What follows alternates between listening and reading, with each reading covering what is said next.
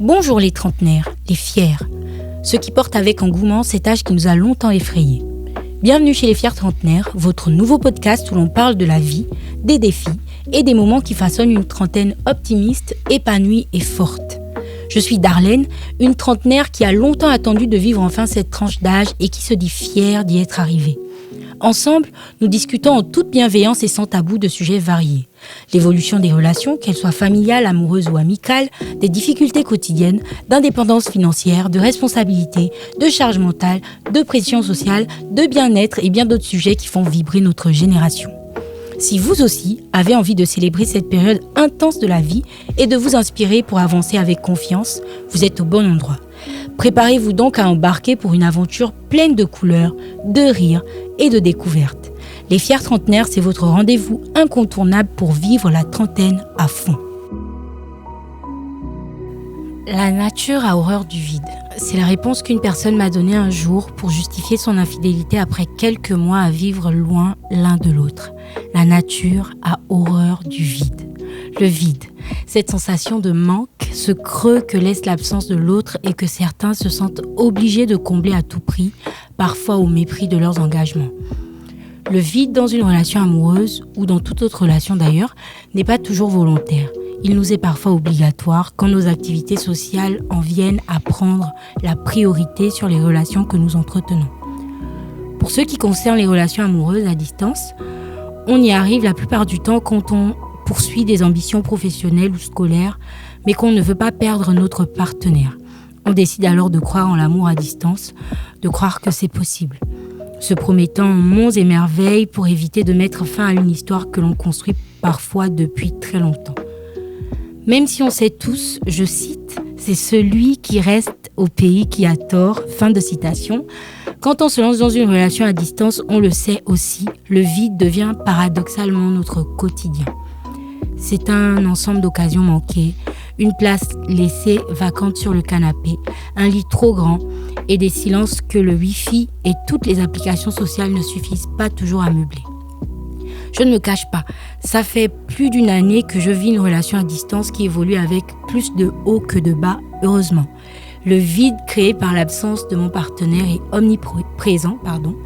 Il s'entend quand je choisis un meuble, de l'électroménager, quand je m'enfuis seule dans mon canapé un samedi soir plutôt que d'aller en date avec l'homme que j'aime, quand je souris bêtement faute d'embrasser mon gars après avoir reçu un cadeau de sa part, ou simplement quand j'ai passé une journée pourrie et que les seules étreintes que j'ai me viennent de mon fils ou de mes oreillers. À la veille de la Saint-Valentin, la fête des amoureux, la deuxième que je vais passer seule bien qu'étant en couple, j'ai envie de vous dire comment je fais pour que ce vide ne devienne pas un gouffre. De manière générale, comment est-ce qu'on gère l'absence de son partenaire quand on a plus de 30 ans, une vie professionnelle chargée et des besoins de stabilité? Est-ce possible de transformer ce manque en une force de connexion plutôt qu'en une source de trahison? Avec mon invité du jour, nous tenterons de partager notre avis sur le sujet. Donc aujourd'hui, je suis avec Ted. J'ai le plaisir de recevoir ce fier trentenaire qui vit la réalité de l'amour à distance depuis bientôt 1 an et demi. Ted est médecin. Pour ceux qui croisent sa route, c'est un homme et un médecin impliqués, calme et posé, d'une sagesse rare, un fils dévoué et un ami d'une présence indéfectible. Pour moi, c'est un ami de longue date, un ami très proche, quelqu'un avec qui j'ai une vraie réelsion sur Instagram. On ne passe pas une journée sans s'envoyer des réels. Notre sens de l'humour passe du gore au light très vite. Et je pense que c'est ça qui fait qu'on s'entende aussi bien. Mais Ted est aussi une voix rassurante depuis des années qui sait apaiser mes inquiétudes médicales les plus vives avec une précision qui le caractérise. Il est docteur en médecine, mais il ne prescrit pas de médicaments. Encore moins d'arrêt maladie. Plus inutile, tu meurs. Donc, après plusieurs années à tenter d'être casé par la fonction publique dans un hôpital de la place, il se lance dans le travail sur site. Il plonge dans le monde des hydrocarbures. Il devient alors médic HSE après avoir subi quelques formations de celle qu'il appelle généralement la meilleure HSE de la capitale, a.k.a. moi. Oui, je me lance des fleurs.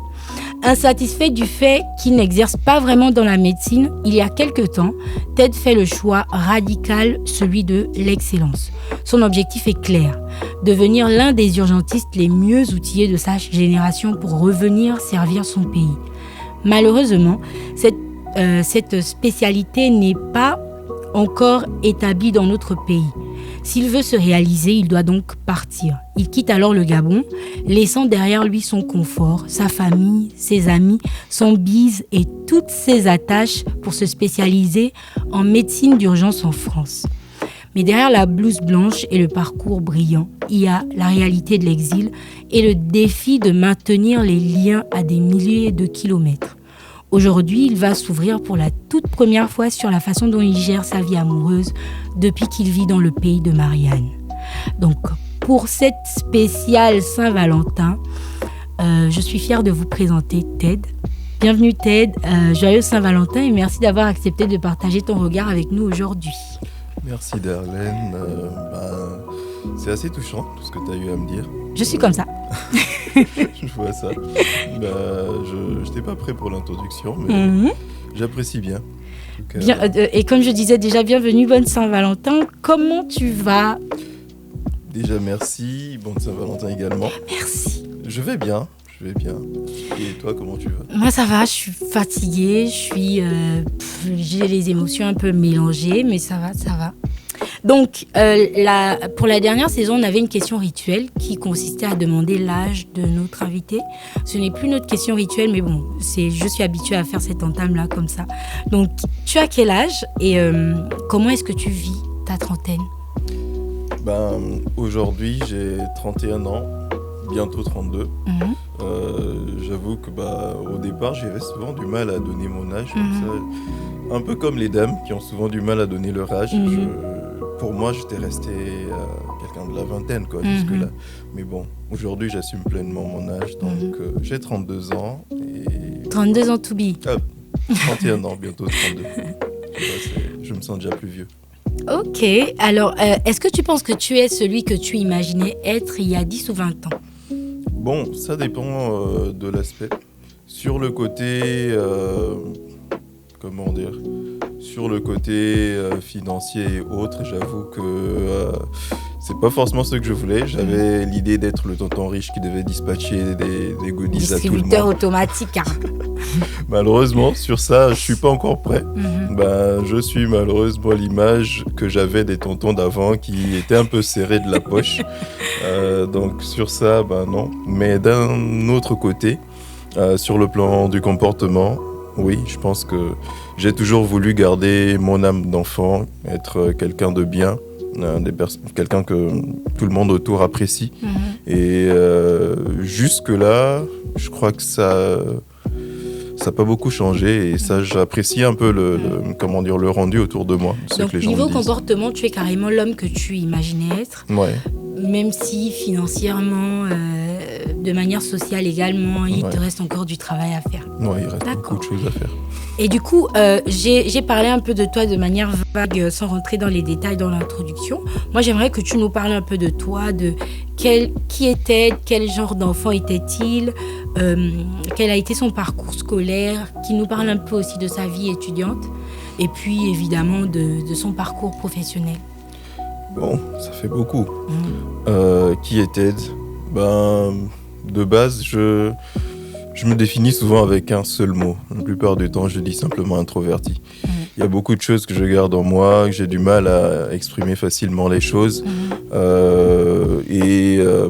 Ça m'a un peu protégé durant toute mon enfance et jusque-là.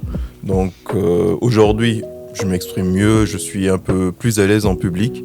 Mais ce côté introverti, il est quand même resté. Donc pour ça, depuis l'enfance, je suis comme ça.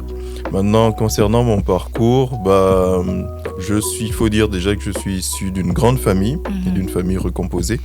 Ma mère a eu plein d'enfants, mon père aussi, un bon débit quoi. Donc il y a ça. Et du fait que mon père bougeait beaucoup, il a été affecté plusieurs fois dans le cadre de son travail. J'ai eu à bouger également avec lui, ma mère également. Donc du coup, j'ai beaucoup voyagé dans le pays Et donc, mon parcours scolaire a un peu subi tout ça. Du coup, j'ai été à Libreville, à Port-Gentil, à Franceville, à Toum. Et voilà, j'ai un peu tourné comme ça. Et Globe aussi à manger. trotteur. Ouais. Enfin, Gabon trotteur. Donc, pour ce qui est du parcours, je vais pas dire que j'ai pas souvent été le top du top, le meilleur, mais j'arrivais souvent à me hisser parmi les bons. Donc, j'avais souvent de bonnes moyennes jusque du moins tout le Il primaire. veut faire le gars humble, hein, mais c'est un gars très intelligent. Voilà. Très humble. Ok. Non, pas du tout. Je suis pas super intelligent. Mais juste, j'avais quand même de bonnes moyennes. Donc, du coup, le primaire, le collège, le lycée, je vais dire que c'est quand même passé assez rapidement.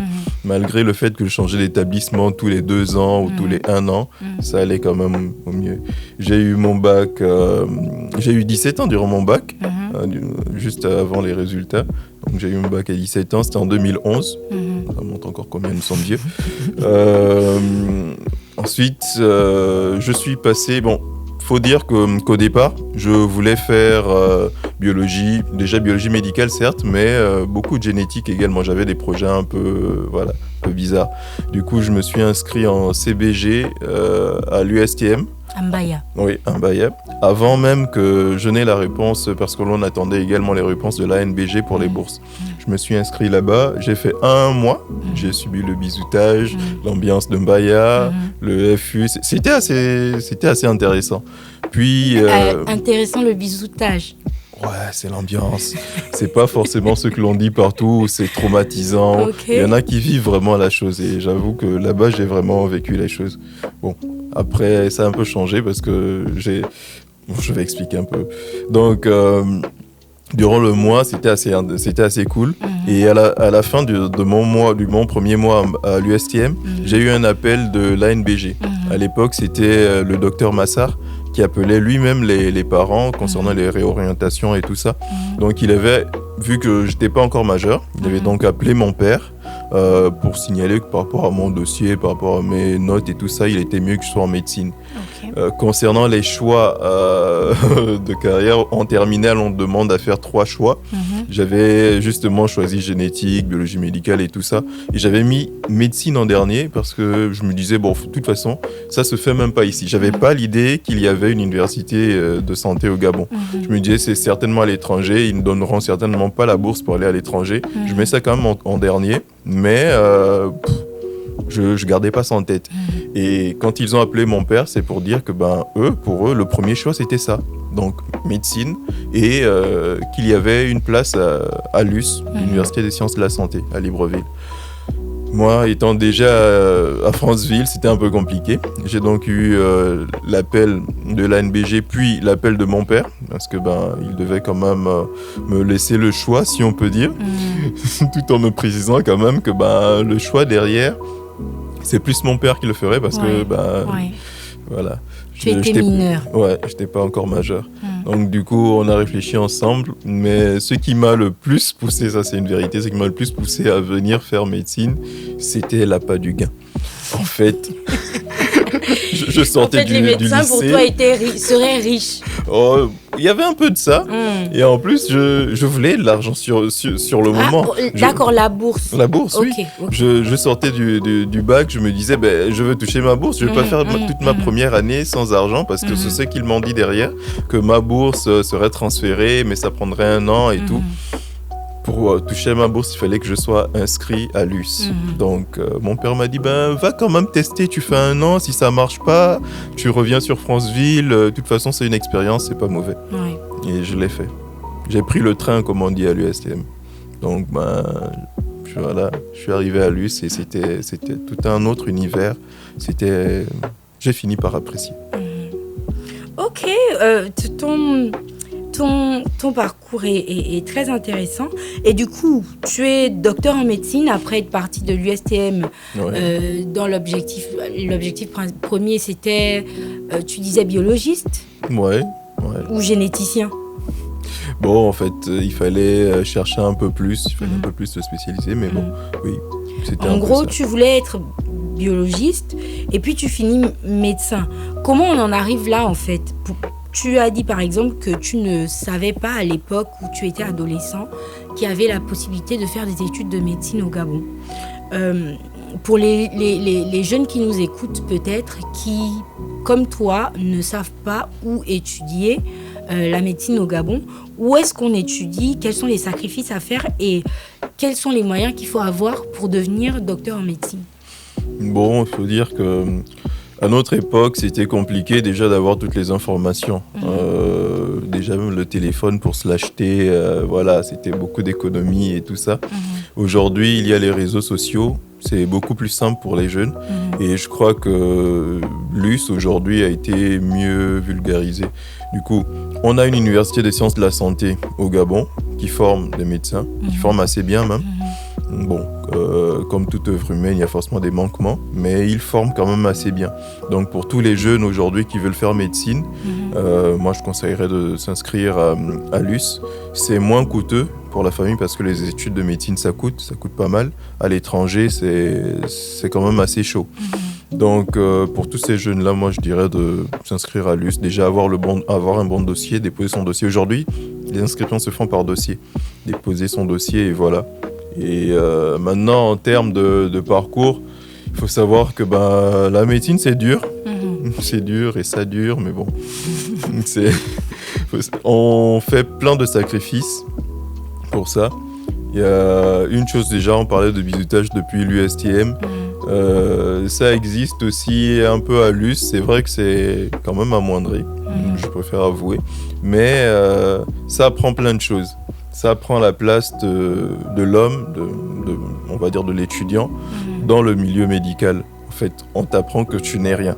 En fait, certains disent que ce sont des passages d'humiliation et autres, mais non. En fait, c'est plein de messages comme ça qui passent par ces trucs-là pour t'apprendre qu'en fait, devant l'immensité de tes études, devant la médecine en général, tu n'es pas grand-chose. Et donc, tu as le devoir d'apprendre le maximum possible. Et du coup, je suis passé par là. Il faut donc laisser son ego de côté. Il faut laisser plein de choses.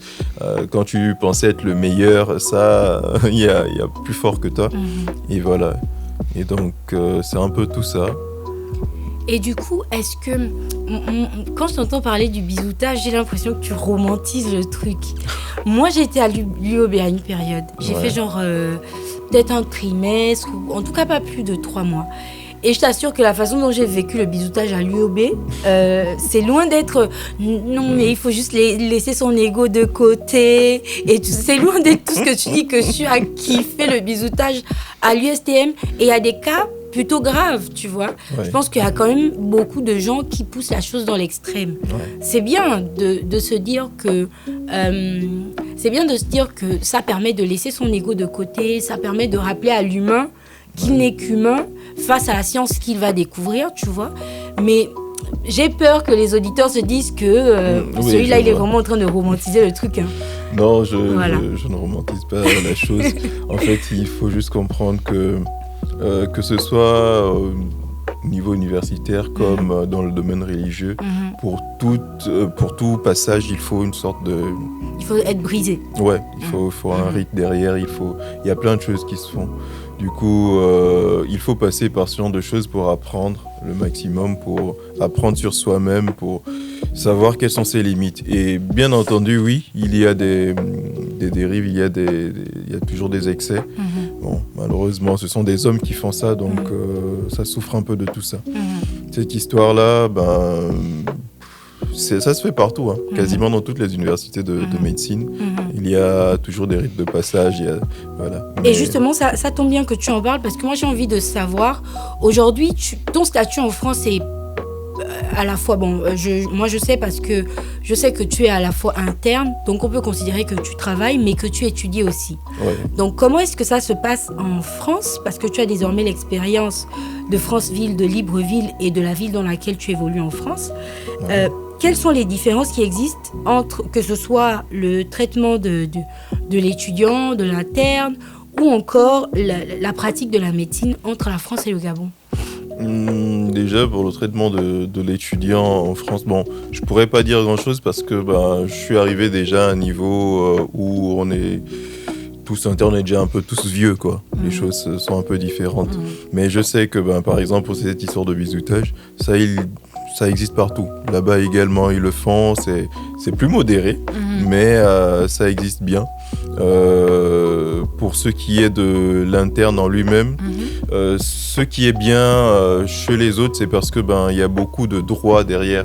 L'interne a beaucoup plus de droits, il sait quels sont ses droits, et du coup, ça donne la possibilité de revendiquer.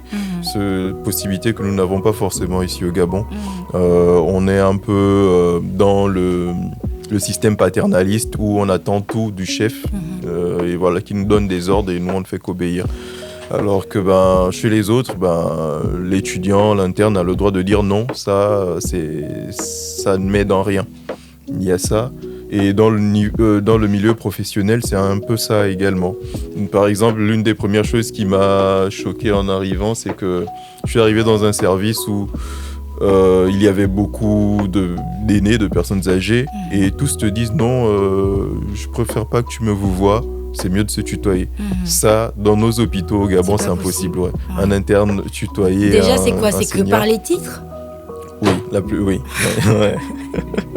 Déjà, t'imagines le topo le matin, durant les staffs, on se tape toute une introduction avant de présenter son dossier, avant de présenter un malade. C'est à base de cher maître, cher professeur, agrégé, voilà. Là-bas, on s'en fout des titres. Tu viens, tu fais ton taf. Bonjour, si c'est Jean, bonjour Christophe. Voilà. On vous met tous au même niveau. Ce qui compte, c'est la compétence. D'accord. Bon, je pense qu'on a fait le tour. On va pas parler davantage de ta carrière, de ta vie professionnelle, même si ça a un gros impact sur ta vie amoureuse. Donc, tu travailles à l'étranger, ta copine, elle vit au Gabon. Ouais. Vous êtes donc dans une relation à distance. Et c'est parce que je vis la même chose que toi que je t'ai proposé d'échanger autour du thème ambition et relations à distance. Ouais. Donc, j'ai une question un peu stupide. Est-ce que toi, tu crois en les relations à distance? Je dirais que ça a évolué. Ok. Parce qu'au départ, à la toute base, j'y croyais pas trop. De par les expériences des personnes autour de moi, ça marchait pas trop. D'une expérience personnelle également, où il a fallu beaucoup de sacrifices, je me disais que ça demandait quand même beaucoup d'énergie. Et donc, je me disais, une relation amoureuse, c'est aussi fait pour se lâcher. On va pas souffrir toute la vie. Et donc, du coup, je me disais, ces choses-là, plus jamais. Mais aujourd'hui, les choses ont évolué. J'ai dû revoir un peu tout ça parce que ça m'est encore tombé comme ça. Ouais. J'ai dû assumer, voilà, relation à distance. Ok. Et comment est-ce qu'on en vient à vivre une relation à distance? Et là, je veux bien dire, je pose pas la question parce que je sais que le principe est simple. Vous vivez ensemble ou vous vivez dans la même ville et puis l'un de vous voyage et relation à distance. Ou bien vous vous faites la cour en étant loin l'un de l'autre et puis vous commencez une relation et vous êtes dans une relation à distance. Moi, je pense qu'il y a une décision qui doit être prise lorsque vous avez commencé en présentiel, si je peux dire ça comme ça, pour maintenir votre relation une fois que la distance est installée. Du coup, j'aimerais savoir comment est-ce que toi, tu en es venu avec ta partenaire à démarrer la relation à distance et surtout si tu te souviens combien de temps ça fait que vous êtes dans cette situation. Je crois bien. Là déjà tu me mets dans les problèmes. Je te mets parce que les dates et moi c'est un peu compliqué, mais je crois que ça fera bientôt 2 ans qu'on est ensemble. Ok. Et 2 ans que vous êtes ensemble ou dans la relation à distance? Dans la relation à distance. Bientôt 2 ans, non. Donc un peu plus, oui. Je crois que ça fait 3 ans. Comme je t'ai dit, les dates et moi, c'est compliqué. Et ça, je pense que madame, elle va me tuer. Donc oui, c'est ça. Malheureusement, ça s'est un peu imposé et du coup, comment dire ? On a commencé quelque chose ensemble, on était dans la même ville. Moi, professionnellement, comme tu as dit dans l'introduction, j'ai eu à aller sur des sites parce que en cherchant du travail sur Libreville, c'était compliqué. Je devais enchaîner des gardes par-ci, par-là, dans des petites cliniques, faire le tour de la ville pour avoir un petit quelque chose. Donc, j'ai un peu trouvé la facilité en allant sur des sites pétroliers. Il roule en pétrolier. Très drôle. Quoique c'était pas mal. C'est une très bonne expérience parce que j'ai appris autre chose que de la médecine. Donc voilà. Et au bout de tout ça, je savais que c'était quelque chose de passager. Parce que la finalité pour moi, c'est toujours de revenir à la vraie médecine. Donc j'ai pu économiser là-bas et après je me suis dit pourquoi ne pas essayer des concours, pourquoi ne pas tester des choses. Et dans la foulée, le premier truc que j'ai essayé a marché. Donc pour justement aller continuer ma spécialité à l'étranger.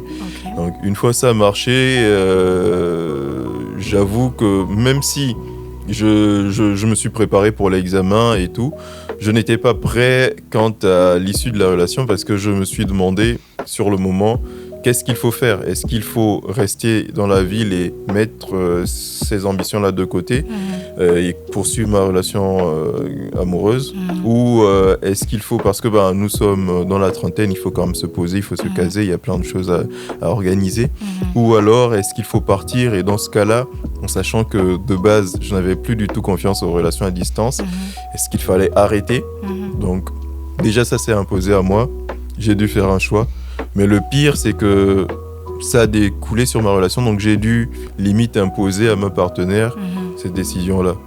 Donc c'est un peu ça, j'avoue. Aujourd'hui, en regardant, ça semble très égoïste. Ouais, certains diront c'est totalement égoïste. Hein. Tu as imposé à la pauvre fille ton départ. Elle n'a pas eu d'autre choix. C'était soit elle se retrouve célibataire après avoir vécu je ne sais combien de temps bien avec sa personne, soit se lancer elle aussi dans une relation à distance en fait. Et du coup, pour ce qui me concerne, ça m'est plus ou moins tombé dessus. Ça m'est plus ou moins tombé dessus. La décision ne m'appartenait pas. Je tenais à la personne qui a dû partir, comme toi, pour poursuivre ses ambitions, ses rêves. Et ça aurait été égoïste de ma part, je pense, de lui dire comme ça que c'est soit tu restes, ou soit on met fin à notre relation. Après, je pense qu'on a une force, notre couple a une force, c'est qu'on communique beaucoup. On parle beaucoup, on se dit clairement les choses. Et lorsqu'on venait de commencer notre relation, il y avait le truc qu'on faisait tous les 6 mois. On refaisait des CDD, tout comme ça, pour rire. Intéressant, ça. Voilà. Et tous les 6 mois, on s'asseyait pour faire le point de notre relation. Et puis on s'est dit, lorsqu'il est parti, que on va voir ce que ça va donner d'ici 6 mois. Si jamais ça ne donne pas grand-chose, ou si ça vaut pas la peine, on va pas se casser la tête. Autant on arrête le plus tôt possible. Et si jamais tout se passe bien, si jamais il n'y a pas de problème, on voit 6 mois encore plus tard ce que ça va donner, quoi. Et pour le moment, comme je disais dans l'introduction, il y a beaucoup plus de haut que de bas. Donc, on fait en sorte que ça tourne bien. Donc là, c'est pour bientôt le CDI. Non. En tout cas. Donc, avant la relation, tu nous as dit que tu as eu des expériences passées, etc. Avant la relation que tu as aujourd'hui, qui fait que tu vis une relation à distance, tu en as eu d'autres? Si oui, comment est-ce que tu as vécu? Il y en a eu combien? Bon, à distance, je crois que j'en ai eu qu'une seule, je crois. J'avoue que c'était... Au moins, ça posait les bases. Ça permet d'apprendre sur comment gérer une relation à distance. Mais bon, pour toutes les bases, pour tous les débuts, forcément, on y va à tâtons. Donc, c'était pas parfait. On a essayé de tenir, mais ça ne donnait pas. Malheureusement, voilà. La distance a fait son travail. Et j'ai envie de dire que vous étiez pauvre. Ouais, il y a beaucoup de ça aussi. Il y a beaucoup de ça parce que dans les relations à distance, il faut qu'il y ait forcément une période où vous rencontrez. Et quand tu es jeune, quand tu es étudiant ou jeune interne, avec juste une prime de garde de l'hôpital, organiser un voyage pour l'étranger, c'est assez chaud quand même. Même si on enlève les aspects financiers, il y a quand même les aspects techniques, quoi, le temps. Oui. Tu trouves le temps où pour partir à l'étranger, ou bien, bon, sauf si elle était plus apte à revenir, parce que là, pour le coup, c'est toi qui es resté. Oui. Comme on dit, c'est la personne qui reste en dessous des marches de l'escalier de Léon Bala qui a tort. Donc j'avais tort. J'avais tort. Ouais. Et c'était assez compliqué. Mais ça m'a beaucoup appris. Ok. Et du coup, j'ai envie que tu me décrives d'abord Ted en tant que petit ami. Genre, quel genre d'amoureux est Ted? Est-ce qu'il estime que sa dame a de la chance de l'avoir en tant que petit ami? Oh, mais c'est assez simple, hein, d'écrire Ted dans les relations. Ted, c'est le petit ami parfait. Voilà, donc... Déjà, il n'y a que ça. Ouais, vraiment très humble le gars. Donc, oui, en fait, c'est peut-être pour rigoler, mais dans la vraie vie, j'essaie de faire le maximum. Je me dis, il y a plein de choses qui vont déjà contre la relation. Il y a plein d'expériences que j'ai déjà eues. Et du coup, il faut tout faire pour au moins viser la perfection. Donc, j'essaie d'être le plus communicant possible. Déjà, ça c'est assez compliqué pour moi. Parce que question communication avec quelqu'un d'introverti, c'est souvent compliqué. On a vraiment l'impression à certains moments que la conversation va dans un sens. Mais je fais des efforts, je fais le maximum. J'essaie d'être là le plus possible. Être là, pas forcément sur le plan physique, mais par tous les autres moyens disponibles. Ok. Et du coup, selon toi, est-ce que c'est plus difficile de gérer une relation à distance lorsqu'on est trentenaire ou bien c'est plus facile? Et quel est le plus compliqué et quel est le plus simple? C'est assez complexe parce que lorsqu'on est dans la vingtaine, lorsqu'on est plus jeune, une relation à la distance, on la vit quand même différemment. On y met beaucoup plus de passion, tout est émotionnel s'il faut le dire. On aura tendance à vraiment romantiser la chose, espérer sur la venue de l'autre et autres. Et du coup, avec tout ce qu'il y a comme passion, on ne réalise pas trop la réalité des choses. Il y a ça. Alors que dans la trentaine, il y a l'expérience qui a fait son jeu. On a déjà roulé la bosse. Voilà. Du coup, on ne tarde plus trop sur certaines choses. Du coup, on essaie de voir les priorités. Est-ce que ça en vaut la peine ou pas? Donc, il y a ça. La difficulté là-dedans, c'est ça, parce que quand on a une relation à distance, il y a plein de choses qui se vivent différemment. Du coup, quasiment tous les jours, vous devez vous poser la question, est-ce que ça en vaut la peine? Maintenant, sur un autre aspect, côté finance, on est un peu plus à l'aise, par exemple, que dans la vingtaine. Là, on était étudiant, là, on est un peu plus posé, on gagne un peu de sous. S'il faut voyager pour retrouver sa personne, on le fait, en fonction de l'organisation, s'il y a du temps, s'il y a de l'argent. Donc, sur ce plan-là, peut-être, c'est plus simple, mais le fait qu'on soit déjà rodé, comme tu l'as dit, ça complique un peu les choses. Ça complique un peu. Et ça complique les choses, comme tu disais, dans le sens où c'est... En fait, on est plus apte à lâcher prise qu'à l'époque où on voulait forcément faire que ça fonctionne. Et tout. Et je te comprends totalement. Moi, je suis plus du tout dans les prises de tête. Quand ça me fatigue, je suis vraiment pressée. Je me retrouve devant la porte assez rapidement, quoi. Et... du coup, tu l'as bien dit, à notre âge, on a souvent des carrières bien établies, des routines ancrées.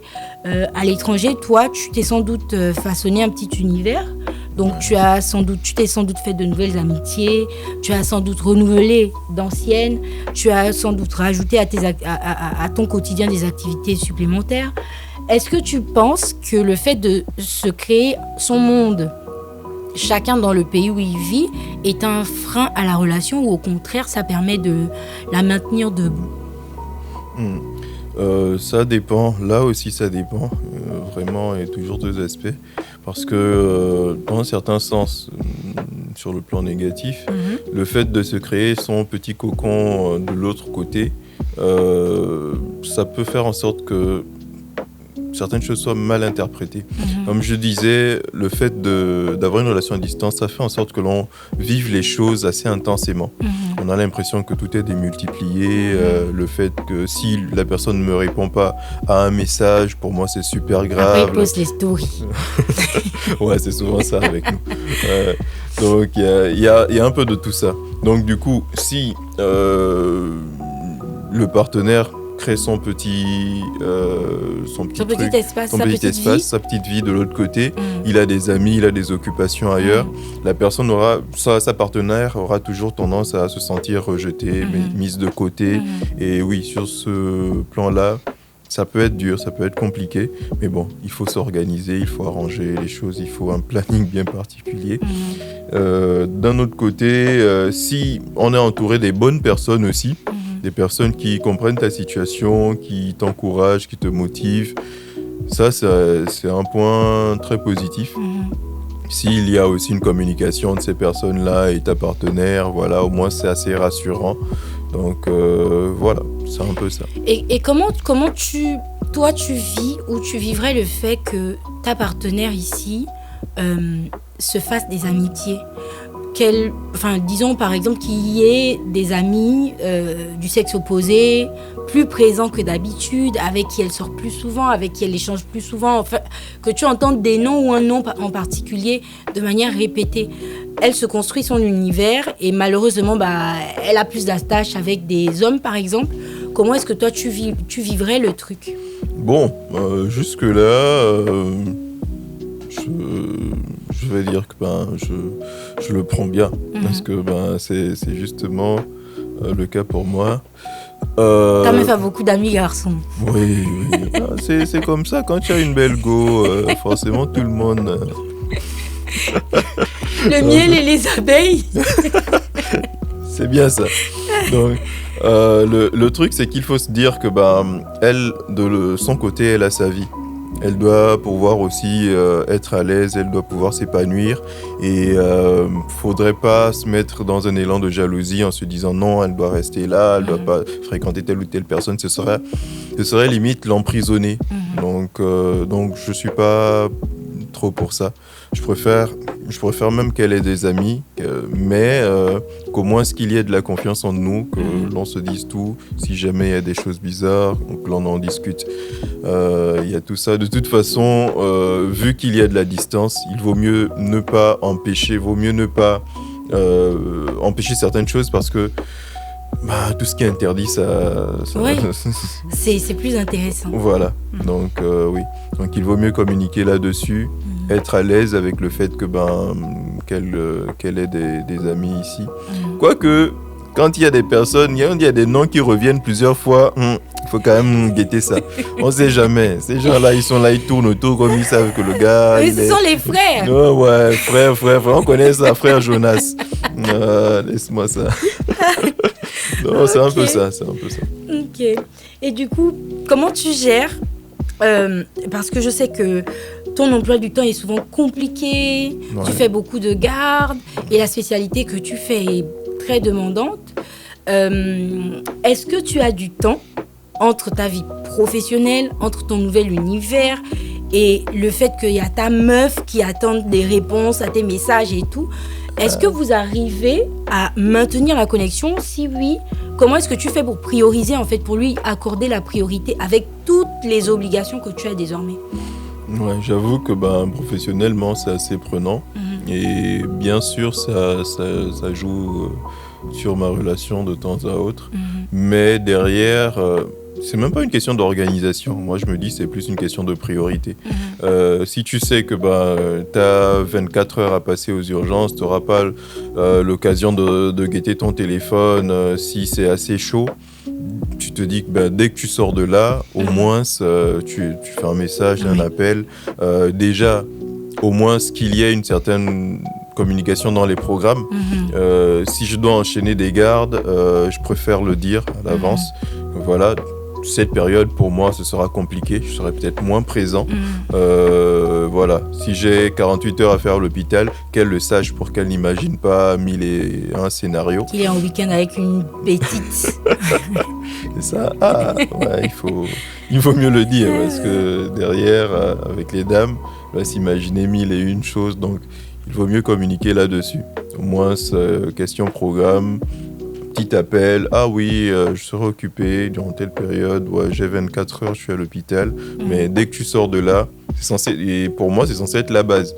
Au moins, tu sors du milieu professionnel. La première chose dans ta tête, c'est te dire, je dois communiquer avec la première personne qui me vient en tête. Et si c'est pas ta partenaire, bon, là, déjà, il y a un problème. On sait jamais. Ouais. Ok. Et est-ce que vous avez déjà eu une crise où vous avez déjà dû traverser une situation qui vous a mis au bord de la rupture? Au bord de la rupture, je sais pas trop.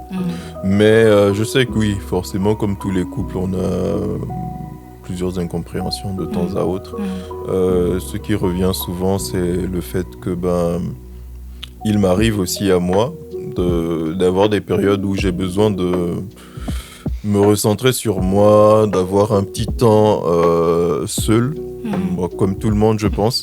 Mais le fait que, je l'ai dit au départ, je suis quelqu'un de base d'introverti, ça complique un peu plus la chose. J'aurais tendance à prendre peut-être plus de temps en me renfermant. Et moi-même, souvent, je ne m'en rends pas compte de ce qui se passe autour. Et comme je l'ai aussi dit en parlant des relations à distance, on a vraiment l'impression que tout est démultiplié. Du coup, quand moi je vais me renfermer 2 jours, une journée, où j'écris juste un message comme ça de manière mécanique et autre, pour elle, elle se dit « Ah, là, il pense plus du tout à moi, il veut me quitter et autres. » Donc, vous imaginez 3-4 jours, tu fais ça et en même temps, tu enchaînes des gardes, tu fais toute une semaine. Elle, forcément, elle va imaginer autre chose et...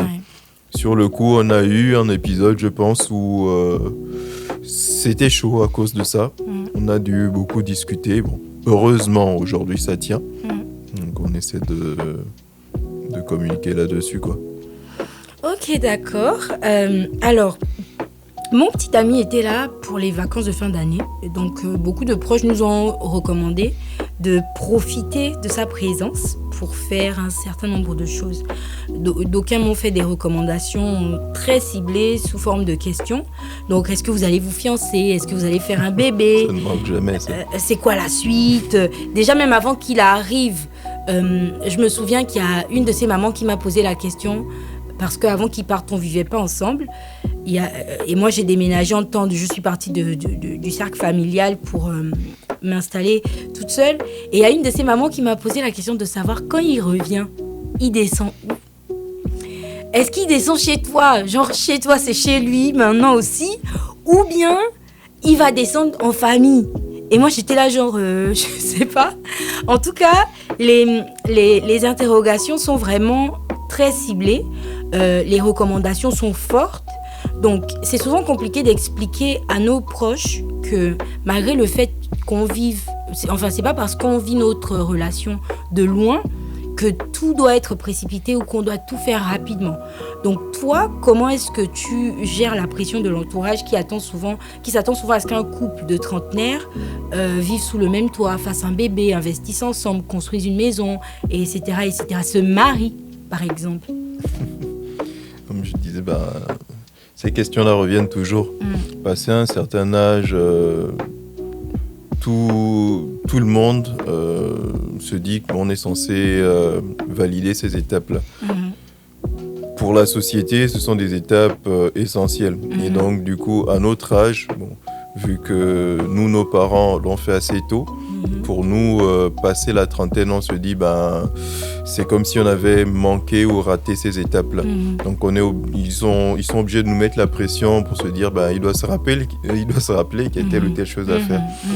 Je sais que c'est assez lourd et c'est pesant parce que ça revient à chaque fois. Mais bon, moi de mon côté, j'essaie de faire fi de tout ça. Heureusement, il y a le milieu professionnel qui m'a appris à gérer le stress. Donc je gère au maximum parce que tout ça, ce sont juste des situations de stress que la société nous renvoie. Concernant le mariage, les enfants et tout ça, moi de mon côté, je suis pas encore marié. Célibataire endurci, il est temps de se marier. C'est compliqué, vraiment compliqué. On réfléchit encore. Il faut bien organiser les choses. Pour les enfants également. Pour l'instant, c'est censé être passager, ma présence à l'étranger. Donc du coup, il faut pouvoir bien organiser la naissance d'un enfant, se dire à distance c'est assez compliqué, est-ce qu'il vaut mieux pas que je sois sur place? Donc il y a tout ça à gérer. Donc s'il faut se mettre la pression avec ce que disent les gens dehors, on va jamais vraiment sortir de là, quoi. Si on cède à la pression, on risque de faire des conneries et après le regretter.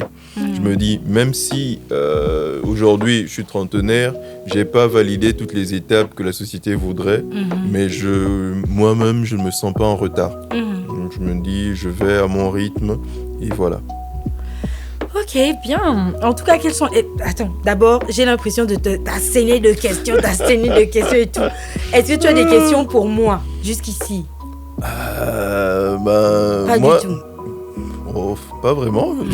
Faut dire que je te suis sur les réseaux depuis un bon bout de temps. Je vois un peu ta vie. Je sais qu'un fan. Ouais, je suis fan. Je te suis sur les réseaux et je vois tous les jours, mon gars. Donc je me dis que de l'autre côté, que ça se passe bien. Le frère il assure. Je me dis vite fait. Je vois les grandes choses qu'il fait là. Ah frère, on n'a pas son cardio. Tu l'as dit, tu l'as dit toi-même tout à l'heure. Le fait qu'on soit dans une relation à distance duplique tout en fait. Il va envoyer un bouquet de fleurs et ma réaction va être en mode « Ah, vraiment, mon gars, il va envoyer un bouquet de fleurs et tout. » Mais c'est parce que ça fait 6 mois que je ne l'ai pas vu. Il va envoyer, je sais pas moi, me faire livrer des parfums. Et puis je serai là, parce que ça fait 1 an et demi que je ne l'ai pas. Voilà. C'est vraiment... Bon, après, je ne suis pas en train de minimiser tout ce qu'il fait. Je suis bien reconnaissante pour tout ce qu'il fait.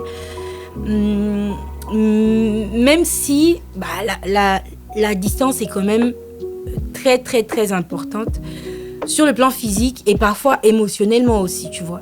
Émotionnellement, il m'arrive de me dire qu'il est absent.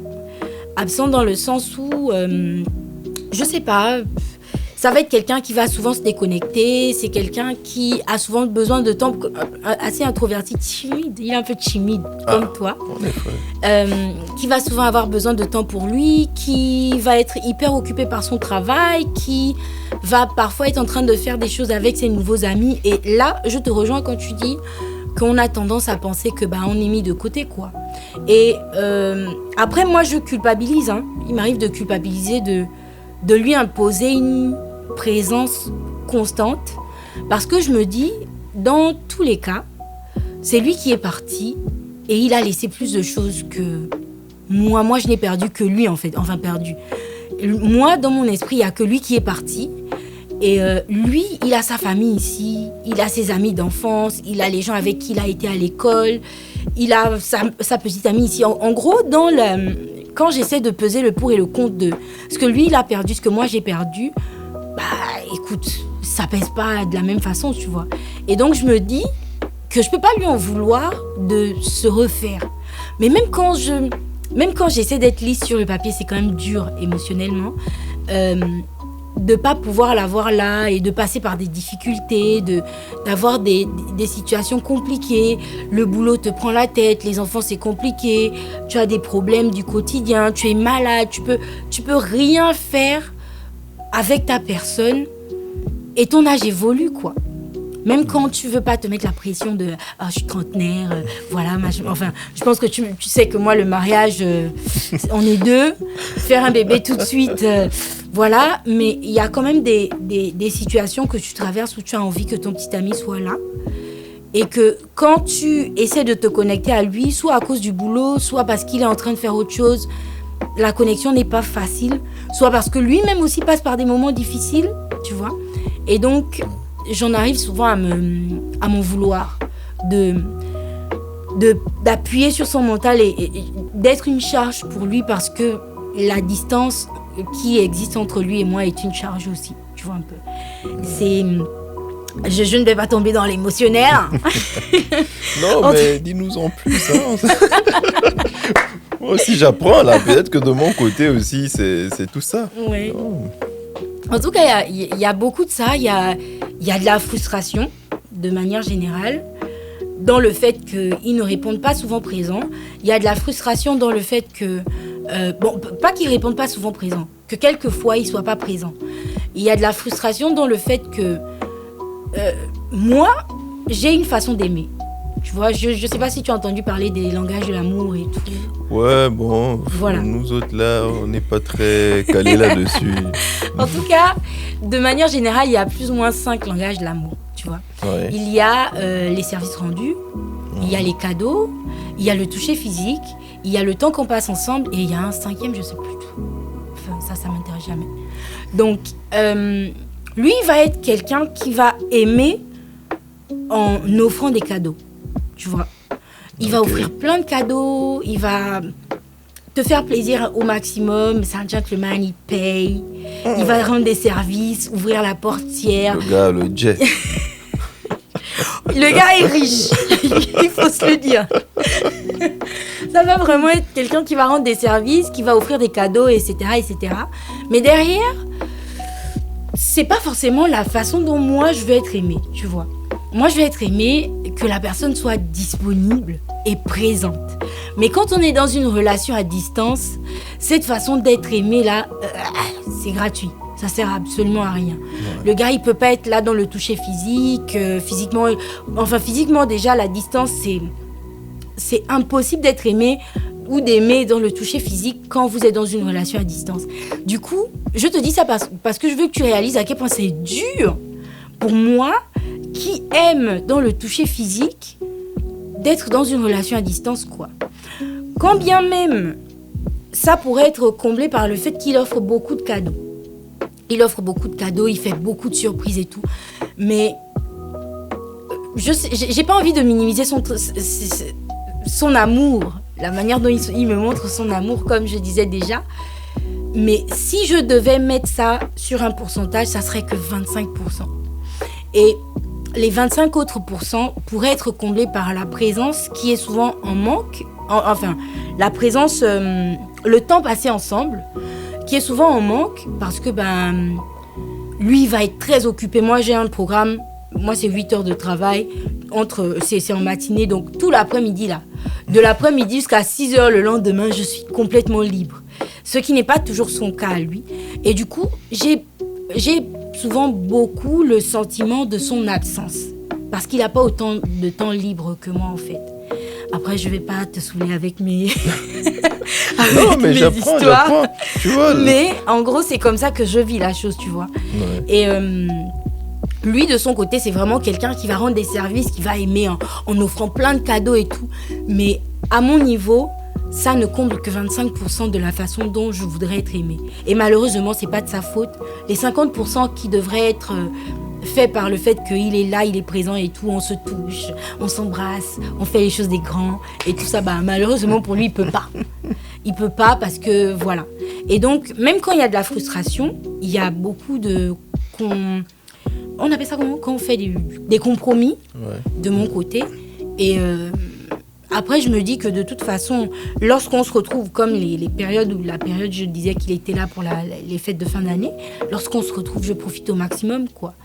Et étant donné que le temps qui va passer là-bas est encore assez long, je vais apprendre à aimer avec des cadeaux et à être aimée de la sorte. Et donc voilà, quoi. Ok. Donc c'est noté. Pour nous autres, les hommes, là, offrez les cadeaux. Non. D'abord, il faut d'abord vous renseigner sur la manière dont votre partenaire veut être aimé, la manière dont vous-même vous voulez être aimé, et communiquer là-dessus. Après, oui, offrez des cadeaux. C'est bien. Donc voilà.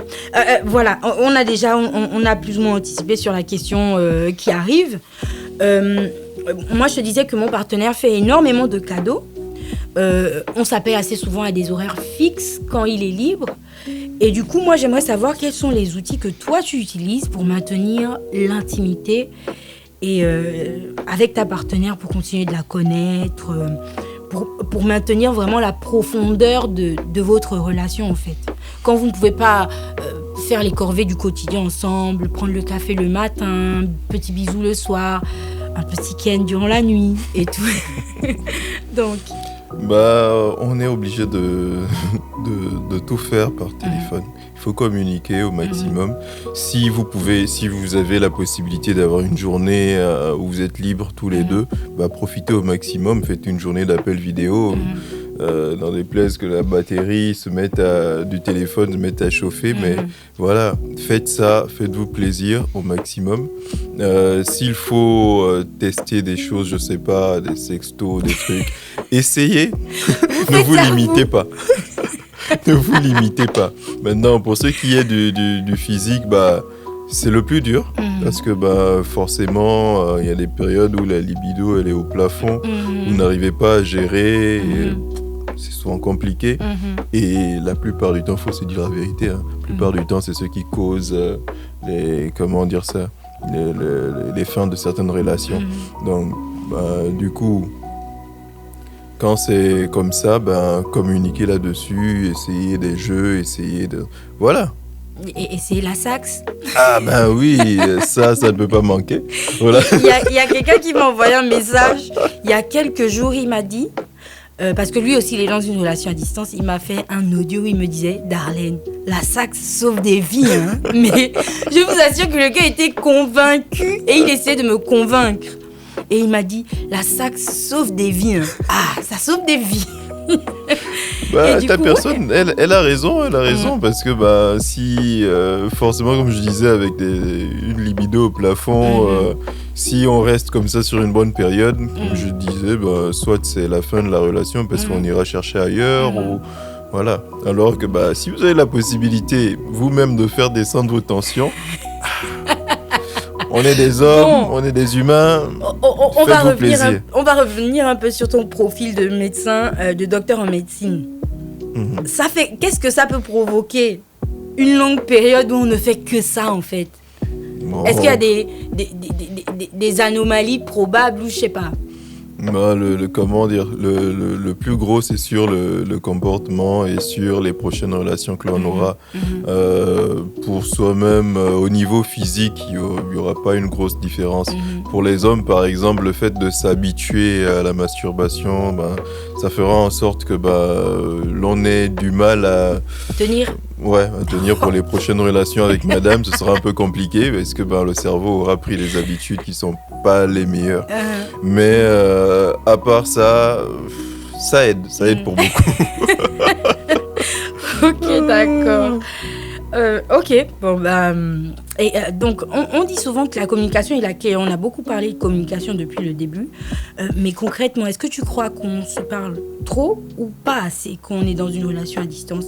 Ou encore, est-ce que tu crois que la distance force paradoxalement à avoir des conversations plus honnêtes, plus vulnérables, plus sincères?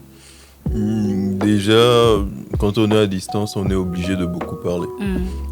C'est la seule chose que l'on a. On est obligé de communiquer au max. Et la communication verbale, c'est l'élément principal. On est obligé de beaucoup parler. Même pour des personnes comme moi, qui de base ne parlent pas beaucoup, on est obligé de sortir de nos sentiers battus, de faire le premier pas. Voilà. Donc ça compte pour beaucoup. Quoique dans tout ça, dans la communication en question, il faut savoir s'écouter. De temps en temps, on aura tendance à déballer un peu le tout, à parler de ses problèmes à l'autre. Mais en même temps, si tu parles pas de tes problèmes à moi, tu en parles à qui? Je dis souvent ça à mon petit ami. Et oui, c'est un peu ça en fait. Donc il faut vraiment se lâcher maximum, parler, se découvrir, se redécouvrir parfois même. On en apprend plus comme ça. Et heureusement, la distance, ça nous pousse à faire ça, quoi. On est obligé d'être le plus sincère possible, on est obligé d'être le plus honnête. Parce que si tu le fais pas, comme tu l'as dit là, avec qui le feras-tu, quoi. Ok. Et tu parles de redécouverte, de se redécouvrir, etc. Quelles sont les leçons que tu as tirées de cette expérience, ou que tu tires au quotidien de cette expérience? Qu'est-ce que ça t'a enseigné sur toi et sur ta partenaire? On apprend tous les jours sur soi-même. Déjà sur sur ma façon de gérer un peu certaines situations. J'avoue que question relation amoureuse, je me cherchais beaucoup. J'aimais profondément, mais j'avais souvent du mal à... Un lover. Oui, je suis un grand lover devant l'éternel. Ça, tu ne peux pas, faut pas jouer. Donc du coup, j'aimais profondément, mais j'avais toujours du mal à savoir comment l'exprimer, comment le montrer à ma partenaire. Et je pense que ça a beaucoup joué sur mes anciennes relations. À chaque fois, on me disait, t'as l'air indifférent, t'as du mal à t'exprimer, t'as du mal à exprimer mes sentiments et autres. Donc du coup, je pense que ça a beaucoup pesé sur mes anciennes relations. Aujourd'hui, avec l'expérience et avec la relation que j'ai aujourd'hui, je pense que j'ai évolué. C'est plus facile aujourd'hui, je pense. Et sur ma partenaire, j'en apprends tous les jours.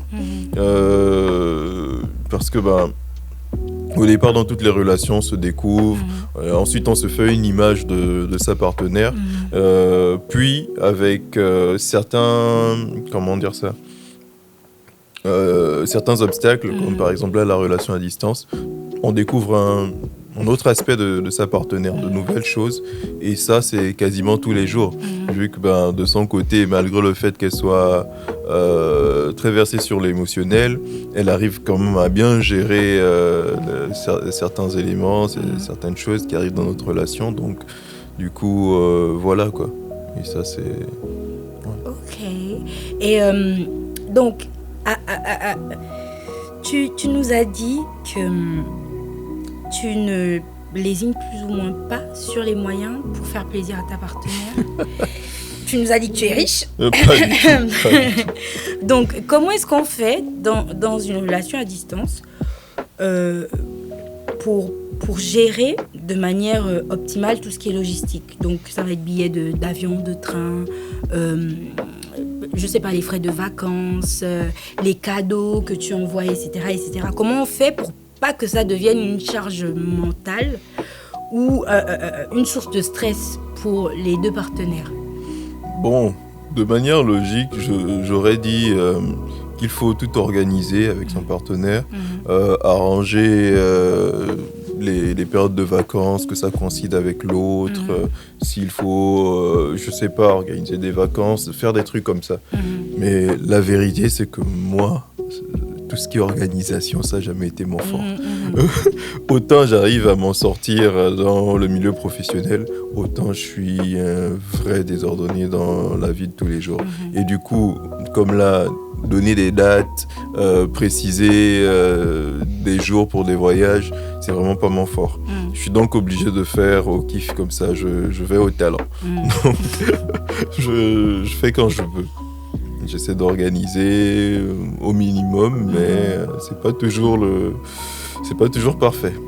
En tout cas, pour les personnes comme toi, je sais pas comment vous faites. Moi, je n'aime pas les histoires de tu vas dans quelque chose, tu sais pas où tu vas, tu sais pas ce que tu sais pas quand, tu sais pas comment. Moi, je peux pas.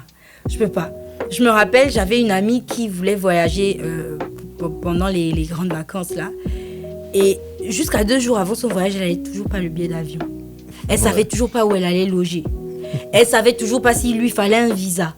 Et du coup, moi, j'étais en mode, mais attends, frère, moi, je voyage. Je sais que je vais en voyage. Si c'est pas 6 mois avant que j'ai préparé tout ça, en fait, c'est que je vais pas partir. Mais je sais pas comment vous arrivez à avancer avec autant de détachement. Nous, on est beaucoup dans le contrôle, on aime organiser, prévoir. Quand on sait que l'autre va arriver, on veut programmer des activités pour pas qu'on soit là à vivre dans l'oisiveté. On ne sait pas ce qu'on va faire, en fait. Non, mais il faut profiter du moment. S'il faut tout organiser, et après, on a l'impression que on n'a pas l'emploi du temps d'un président de la République. Donc, du coup, si on peut faire des trucs comme ça qui nous passent dans la tête, ben, on le fait. On organise comme on peut, du moins le minimum. Surtout, par exemple, concernant les jours de congé, les périodes libres et tout ça. Mais pour le reste, moi, je vais vraiment au kiff, quoi. Ok, alors on est presque arrivé au terme de notre échange, mais avant qu'on se dise au revoir, j'ai bien dit presque, hein. Avant qu'on se dise au revoir, j'ai envie que tu me dises quand est-ce que tu considères qu'on doit commencer à parler de rapprochement géographique pour que la distance ne devienne pas une situation permanente. Bon, dès le moment où on a... Comment dire ça, l'envie de faire quelque chose de sérieux, dès le moment où on veut poser les choses, on est obligé. Du coup, depuis que tu es en couple avec Tabo, vous ne voulez pas faire quelque chose de sérieux, vous ne voulez pas poser les choses. Tu vois ta vie, ma soeur, faut bien entendre ce qui est dit ici là. Ah, enfin, je blague. Tu es en train de me créer des problèmes là. Comme ça là, je vais peut-être dormir dehors ou un truc de ce genre. Donc, oui, c'est assez compliqué parce que dans un certain point, si on n'est pas encore prêt, ça sert à rien de se presser parce que même s'il faut faire les choses sérieusement, si financièrement c'est encore trop juste, si les calculs sont pas bons, il vaut mieux prendre le temps, reculer, voilà, se dire que on met ça pour plus tard. Je sais que dit comme ça peut faire croire que on est des joueurs, on remet à demain et tout. Non, c'est pas forcément ça. Il vaut mieux être bien préparé avant de se poser, quoi. Et surtout que par rapport au rapprochement géographique, moi pour ce qui est de ma situation, moi il est prévu que je revienne au Gabon juste après ma spécialité. Donc du coup je garde ça en tête, quoique je risque de revenir, je serai déjà assez vieux. Moi-même, malgré mis à part le fait que la société m'impose déjà d'avoir un enfant à mon âge, moi-même j'y pense, mais je me dis si il faut vraiment que je sois là, est-ce que c'est pas mieux que ce soit à mon retour, par exemple, ou je sais pas, en fonction de comment tu es sur le point de finir, quoi. Que tu vives l'expérience de la première grossesse, du premier accouchement, etc., quoi. Oui, il y a tout ça. Moi, je comprends totalement. Mais moi, je me dis quand même qu'il faut se donner un délai. Tu vois, si tu es parti pour une période, qu'on reste sur cette période-là. Parce qu'il ne faut pas que... je vais parler pour mon cas. Mon partenaire est parti pour un temps bien précis. Et il est censé revenir à la fin. Et du coup, moi, je lui accorde ce temps-là. Tu vois, je lui accorde ce temps-là pour finir ce qu'il est allé faire. Et je me suis dit, ou on s'est dit ensemble en échangeant que sur l'avant-dernière année, on pourrait commencer à mettre en place un certain nombre de choses. Et si il est parti par exemple pour 5 ans et qu'au bout de 7 ans, il n'a toujours pas fini ce pourquoi il est parti, ou bien qu'au bout des 5 années il aura fait là-bas, il décide de continuer, de poursuivre, etc., moi quand même ça va faire comme si ça me mettait des bâtons dans les roues, quoi. À un moment donné, je sais pas. Parce que, comme je te disais au début, je me suis sentie illégitime parce que j'étais pas son épouse. Et qu'en vrai, notre relation commençait à peine lorsqu'il m'a annoncé qu'il partait. Et que c'est lorsque lui et moi, on a commencé, le projet, il l'avait déjà. Et donc, je me suis dit que je pouvais pas lui interdire quelque chose pourquoi il avait travaillé depuis des années ou du temps, bien avant qu'on décide ensemble de se mettre ensemble. Et donc, je lui accorde le temps qu'il a prévu pour mettre en place, réaliser ce projet-là.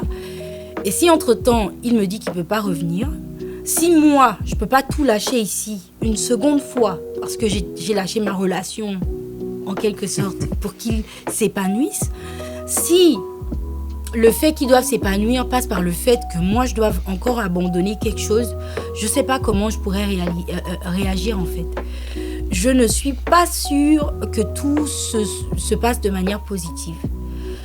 Je croise les doigts. Je suis plus ou moins ouverte aujourd'hui à partir du pays pour m'installer où il est, mais je reste quand même très fermée à l'idée de le faire de manière catégorique, quoi. Je suis plus catégorique sur le fait que je ne pars pas. Je le suis plus. Mais ça va être quand même dur pour me déraciner de là où je suis enracinée, pour aller me construire ou construire une vie avec lui, en fait. Parce que moi, je suis une mère, j'ai mon enfant qui est à l'école, qui a sa famille ici, etc. Et c'est quand même beaucoup de choses à prendre en considération s'il faut que je le suive. Il me faudrait un certain nombre de garanties, parce que je sais quand même que les relations à distance, elles commencent, elles finissent. Enfin, les relations amoureuses, elles commencent, elles finissent. Et je ne me vois pas en train de tout lâcher pour aller vivre avec quelqu'un et réaliser là-bas que finalement la distance a fait qu'on se connaisse plus vraiment, tu vois, et puis que la relation se termine et que moi j'ai abandonné toute ma vie au Gabon pour aller m'installer où lui vit et finalement en venir à ce que ça se termine, quoi. Mais c'est un élément qu'il faut quand même penser, le rapprochement. Ouais, c'est vrai. Donc voilà. Et donc on a énormément parlé de toi, de ton ressenti, de comment tu vis la situation, etc. Moi je suis intriguée, parce que moi je suis celle qui est restée dans ma relation, je suis celle qui a tort. Donc j'aimerais savoir comment est-ce que ta petite amie vit le fait que vous soyez dans une relation à distance. C'est assez dur pour elle. Bon, c'est dur pour nous deux, mais je pense que c'est elle qui le vit plus. Comme tu l'as dit, la personne qui reste a toujours tort. Donc, c'est elle avait qu'à pas rester. c'est assez compliqué parce que sur un certain point, nous-mêmes, on a vraiment, comment dire, je sais pas comment l'expliquer, mais on prend tout sur nous, le fait que l'on soit parti et que l'on mette notre relation dans cette situation-là. Donc on se dit tous les jours que si on était resté, ça aurait été plus simple. Et la pauvre fille, elle n'aurait pas eu à subir tout ça. Donc je sais que c'est assez dur pour elle, mais bon, j'espère que ça tiendra et que pour la suite, les choses se passent toujours bien. Ok, en tout cas on te le souhaite aussi. Je te souhaite également la même chose. Hein. Merci. Avec le beau des beaux. Ok, alors donc en dehors de ta partenaire, comment est-ce que sont tes relations avec ta famille et tes amis qui sont restés ici? Bon, avec mes amis, ça change pas. Les vrais amis, ça se reconnaît toujours. Même si on met, comme tous les hommes font, même si on met 2 mois, 3 mois sans s'écrire, quand un décide de renvoyer un message, c'est reparti comme au départ, quoi. Donc pour ça, vraiment, les amis, c'est vraiment la famille que l'on s'est créée. C'est toujours le top. Donc ça, c'est bon. Côté famille, c'est assez dur, c'est assez compliqué. Nos familles africaines, c'est toujours assez compliqué. Déjà, comme tu disais, il y a la pression concernant certaines obligations sociales, les enfants, on te mettra toujours la pression là-dessus. Le fait que quand tu as décidé de quitter le Gabon, t'as pas, je sais pas, par exemple, laissé une maison déjà construite. Voilà, toutes ces pressions-là, on les subit. Et il faut aussi dire une chose, c'est que, comme j'ai dit au départ, j'ai une grande famille. Moi, je suis issu d'une très grande famille. Et, tu es l'aîné de ta mère? Oui, du côté de ma mère, je suis l'aîné. Donc du coup, il y a ce poids-là, il y a tous les plus petits que je suis obligé de gérer, même à distance. Donc c'est souvent compliqué. Mais bon, c'est la famille, on gère. En tout cas, on a 2 dernières questions. Quels sont selon toi les pièges à éviter lorsqu'on doit gérer les moments de solitude et le manque, etc. piège à éviter. Du moment où on se dit que l'on essaie de faire le maximum pour que ça marche, on évite automatiquement tout ce qu'il y a comme petit piège. Donc il faut voir par rapport aux fréquentations, il faut voir par rapport à, au temps que l'on se donne, parce que dans l'oisiveté, il y a plein de choses qui peuvent se créer. Si on ne prend pas le max de son temps pour discuter avec sa partenaire, peut-être on le prendra à discuter avec quelqu'un d'autre et de là... On va sur Instagram, on like les stories, les posts des filles. Après, on se rend compte qu'on est dans la même ville. On peut aller manger, genre en amis. Après, ça passe des amis à petits amis. C'est pas mauvais de se créer, parce que ça aussi, faudrait pas que ma personne aussi, là, c'est pas mauvais de se créer des amis. Oui, non, mais je suis totalement d'accord. C'est pas mauvais de se créer des amis. C'est pas mauvais. Mais il faut pas que cette amie devienne plus importante que ta meuf, en fait. Là, je parle d'amis, amis-eux et amis. Hein. Ouais. Pour tous les sexes, c'est pareil. En fait, faut juste donner le temps à tout un chacun et savoir que la priorité, c'est d'abord ta petite amie. Ok. Et si tu devais donner un seul conseil à un homme de 30, 40, en tout cas dans la trentaine, qui hésite à s'engager dans une relation à distance aujourd'hui, ou bien qui est sur le point de démarrer une relation à distance, quel serait ce conseil ? De bien poser les choses. Vraiment, savoir qu'une relation à distance, c'est assez compliqué. C'est très, très complexe. Il faut beaucoup de sacrifices, il faut beaucoup de force. Du coup, si vous voulez débuter une relation à distance, et ça, c'est pas seulement pour l'homme, c'est pour tout le couple, il vaut mieux se poser, réfléchir à la situation et se dire les vérités dès le début. Est-ce que l'on peut tenir ou pas ? Et donc continuer à se le dire sur toute la période où l'un sera à l'étranger, parce que même si on se renouvelle, comme pour toi avec ton CDD, même si on se renouvelle l'envie de rester ensemble, derrière il peut y avoir des vérités qui sont tout à fait autres. Donc il faut vraiment en discuter et se dire que même si c'est pour quelque chose de négatif, il vaut mieux le dire.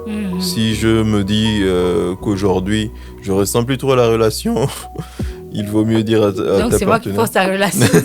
Ça, tu ne ressens plus.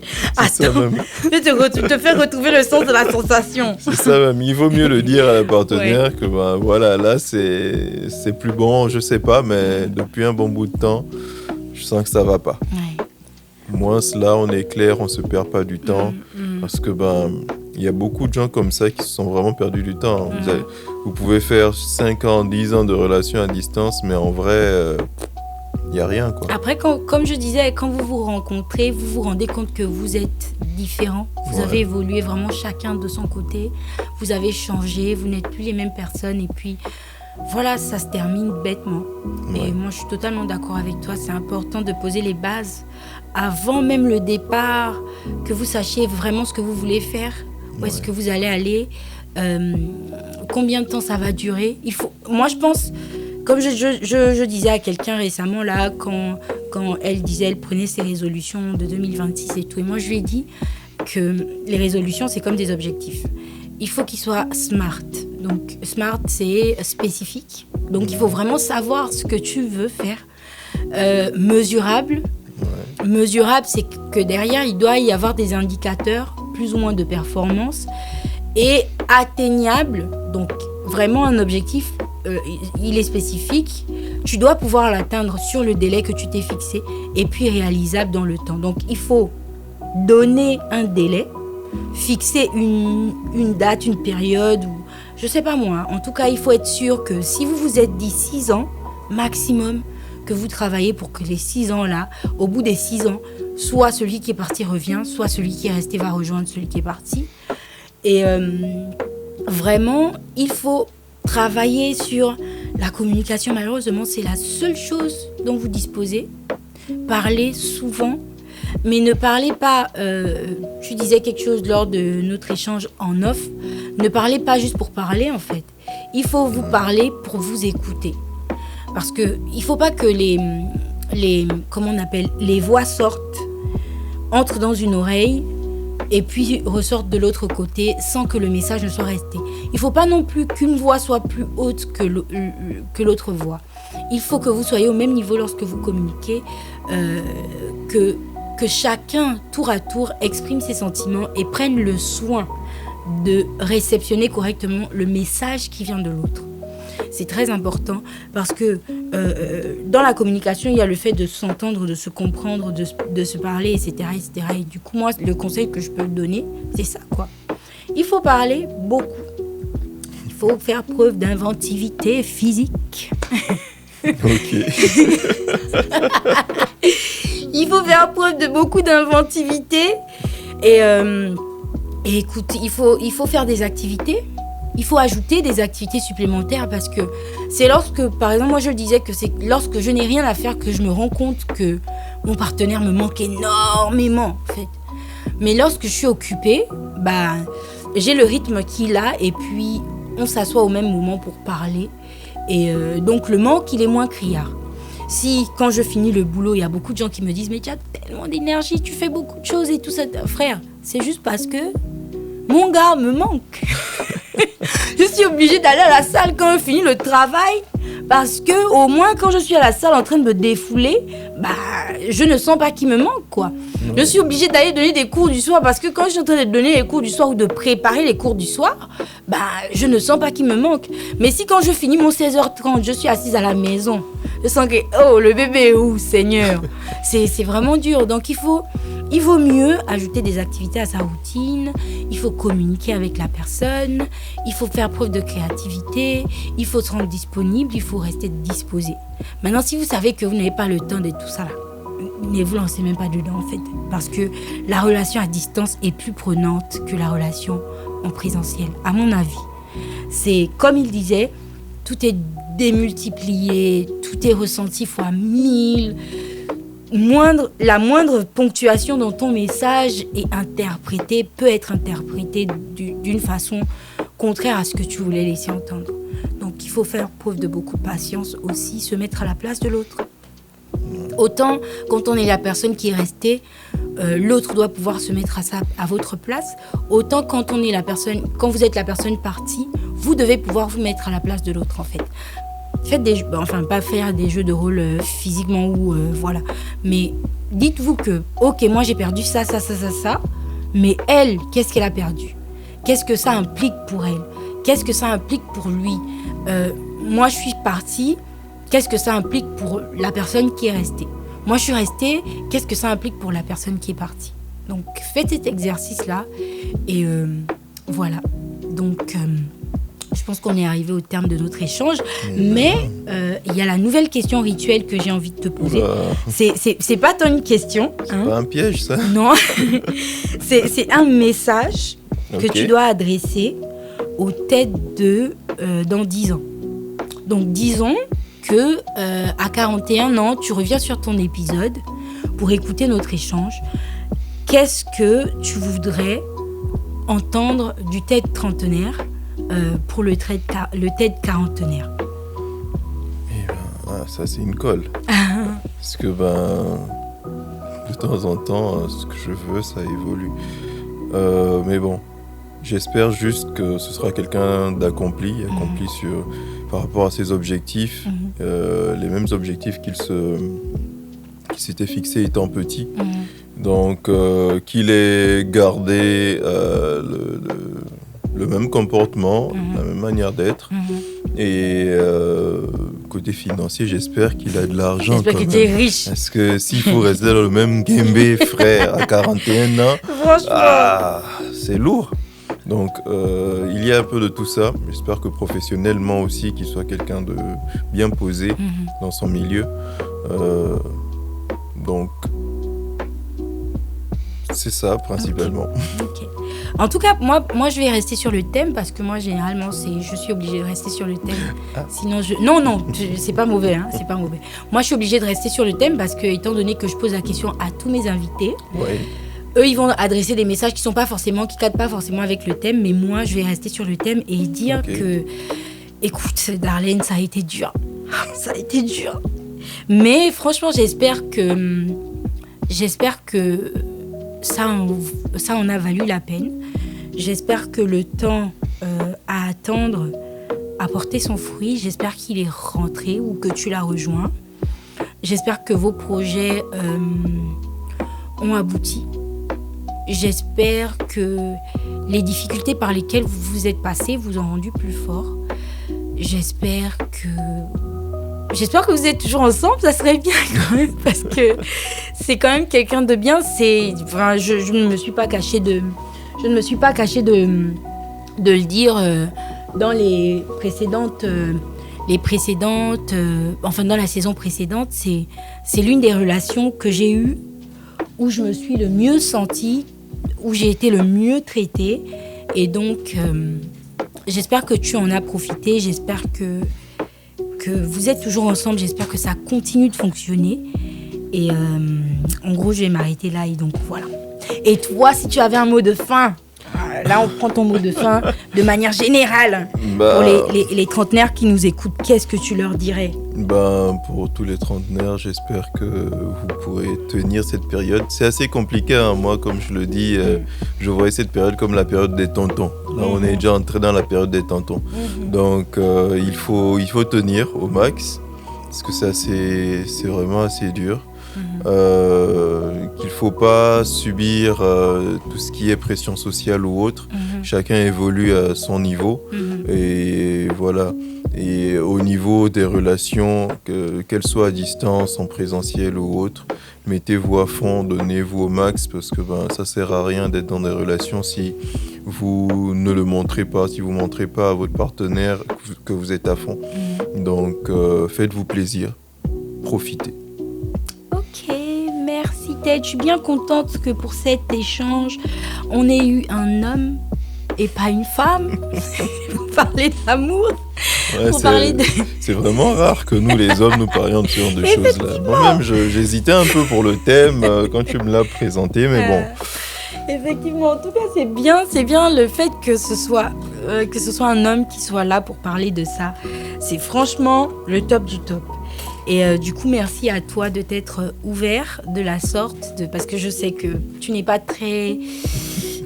tu n'aimes pas trop parler de ta vie sentimentale, de ta vie privée de manière générale. Ouais. Quand même, tu es très présent sur les réseaux sociaux, mais tu gardes très privé ta personne privée, enfin ta vie privée. Ouais. Et donc, merci de t'être ouvert à nous. C'était un plaisir. Et donc voilà, nous sommes arrivés au terme de cet échange. Pour rester dans le cadre de l'amour à 30 ans, dans le prochain épisode, nous aborderons les relations amoureuses dans la trentaine, avec une invitée que j'affectionne particulièrement. Donc merci encore à Ted pour cet échange. N'oubliez pas, vous, de vous abonner sur nos réseaux sociaux et chaînes, mais surtout de partager l'épisode autour de vous. Si jamais vous avez quelqu'un qui traverse un moment difficile, qui vit une relation à distance, n'oubliez pas de lui envoyer l'épisode. Peut-être qu'il peut recevoir un message particulier, qu'un passage de notre échange va l'interpeller, le faire réaliser la situation dans laquelle il est. Donc voilà. C'était Les Fiers Trentenaires, votre podcast qui traite de la vie, des défis et des moments qui façonnent une trentaine optimiste, épanouie et forte. Merci encore de nous avoir écoutés et à la prochaine. Bisous!